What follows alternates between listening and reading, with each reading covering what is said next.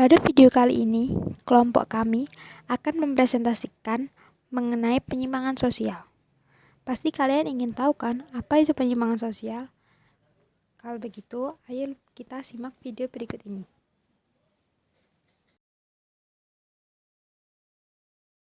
Pengertian penyimpangan sosial secara umum. Secara umum, pengertian penyimpangan sosial adalah suatu perilaku yang tidak sesuai dengan tata kelakuan di dalam masyarakat, sehingga seorang yang melanggarnya akan dianggap sebagai pelanggar dan harus dihukum sesuai dengan ketentuan yang berlaku. Berikut ini merupakan pengertian penyimpangan sosial menurut para ahli. Yang pertama menurut James van der Zender, yaitu perilaku yang dianggap sebagai hal tercela di luar batas-batas toleransi oleh sejumlah besar orang. Yang kedua menurut Robert M. Zilwang, yaitu semua tindakan yang menyimpang dari norma-norma yang berlaku dalam suatu sistem sosial dan menimbulkan usaha dari mereka yang berwenang dalam sistem itu untuk memperbaiki perilaku tersebut. Dan yang ketiga, menurut Bruce G. Cohen, yaitu perilaku penyimpang merupakan setiap perilaku yang tidak berhasil menyesuaikan diri dengan kehendak-kehendak masyarakat atau kelompok tertentu dalam masyarakat. Yang keempat, menurut Sujono Sukanto, yaitu perilaku menyimpang dapat dimaknai sebagai kecenderungan untuk menyimpang dari suatu norma atau tidak patuh terhadap norma tertentu. Yang kelima, menurut Paul B. Harden, yaitu perilaku penyimpangan merupakan setiap perilaku yang dinyatakan sebagai pelanggaran terhadap norma-norma kelompok atau masyarakat. Ciri-ciri penyimpangan sosial. 1. Deviasi atau penyimpangan merupakan dampak dari adanya masalah-masalah baik itu pribadi maupun sosial. 2. Deviasi atau penyimpangan merupakan bentuk penolakan masyarakat. 3. Deviasi atau penyimpangan bersifat universal atau menyeluruh karena menggambarkan 3 fungsi penting, yaitu deviasi dalam menjelaskan aturan, deviasi dalam pembentukan grup, deviasi dalam mengembangkan perubahan sosial. 4. Aspek lahiriah yang bisa diamati dengan jelas dapat dibagi menjadi 2 aspek.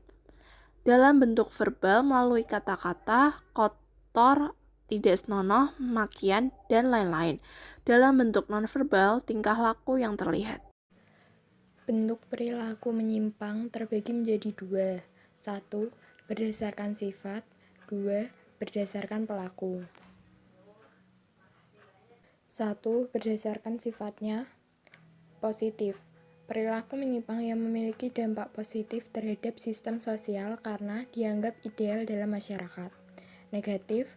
Perilaku ini berwujud dari tindakan ke arah nilai-nilai sosial yang dianggap rendah dan tercela karena tidak sesuai dengan norma-norma yang berlaku. Berikut bentuk penyimpangan yang bersifat negatif. Primer. Penyimpangan ini bersifat sementara atau temporer. Orang yang melakukannya masih tetap dapat diterima oleh kelompok sosialnya karena tidak secara terus-menerus melanggar aturan. Contoh, melanggar rambu lalu lintas atau pernah meminum minuman keras di suatu pesta. Sekunder. Penyimpangan yang dilakukan oleh pelakunya secara terus-menerus meskipun telah diberikan sanksi-sanksi. Maka dari itu, setiap pelaku secara umum dikenal sebagai orang yang berperilaku menyimpang. Contoh, siswa yang selalu mencontek pekerjaan temannya. 2. Berdasarkan pelakunya. Individu. Penyimpangan yang dilakukan secara individu atau sendiri. Hanya satu individu saja yang terlibat berlawan dengan norma-norma yang berlaku.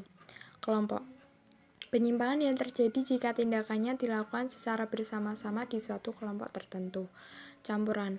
Penyimpangan yang dilakukan oleh suatu golongan sosial yang memiliki organisasi yang rapi, sehingga individu maupun kelompok di dalamnya patuh dan tunduk kepada norma golongan dan mengabaikan norma masyarakat yang berlaku. 1. Tindakan non-konform.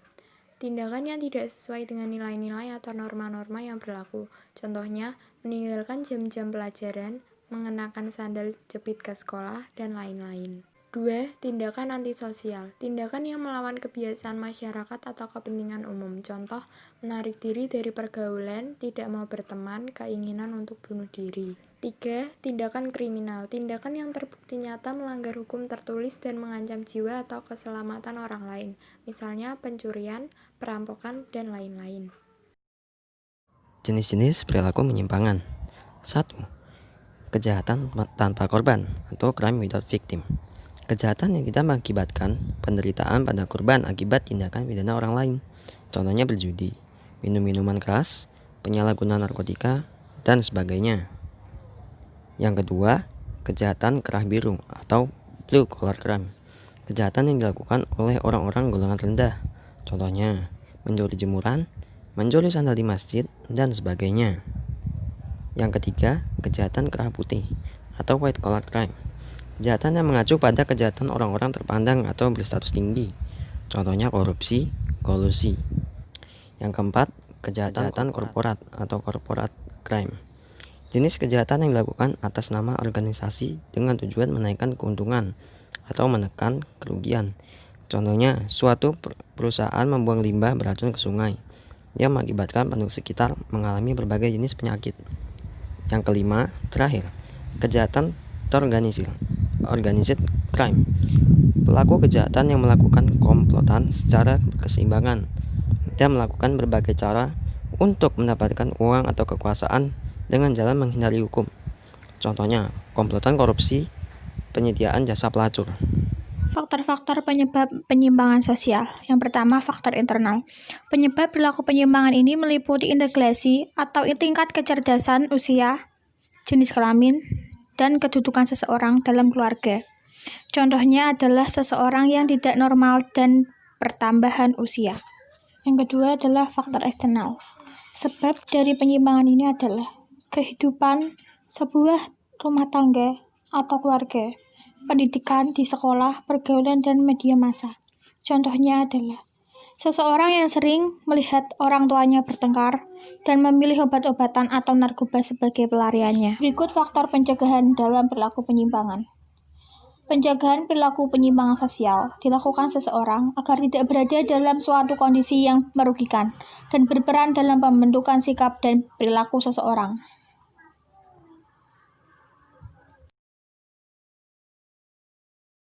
Faktor keluarga. Keluarga merupakan awal proses sosialisasi dan pembentukan kepribadian seorang. Kepribadian seorang dapat terbentuk dengan baik apabila lahir dan tumbuh berkembang dalam lingkungan keluarga yang baik, begitu juga sebaliknya. Faktor lingkungan dan teman. Lingkungan tempat tinggal juga mampu mempengaruhi kepribadian seseorang dalam melakukan perilaku penyimpangan. Seseorang yang tinggal dalam lingkungan tempat tinggal yang baik, warganya taat dalam melakukan ibadah agama dan melakukan perbuatan-perbuatan yang baik, maka keadaan ini akan mempengaruhi kepribadian seseorang menjadi baik, begitu juga sebaliknya.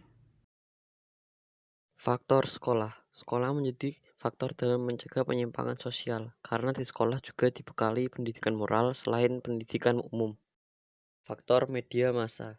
Media massa menjadi suatu wadah sosialisasi pencegahan penyimpangan yang mempengaruhi kehidupan seseorang. Maka dari itu, pilihlah media massa yang memuat konten-konten positif agar terhindar dari perilaku penyimpangan. Terima kasih atas perhatiannya. Sekian presentasi dari kelompok kami. Jika ada kata yang kurang berkenan, mohon dimaafkan. Terima kasih telah menonton. Semoga kalian suka dan paham atas penjelasan yang kelompok kami sampaikan.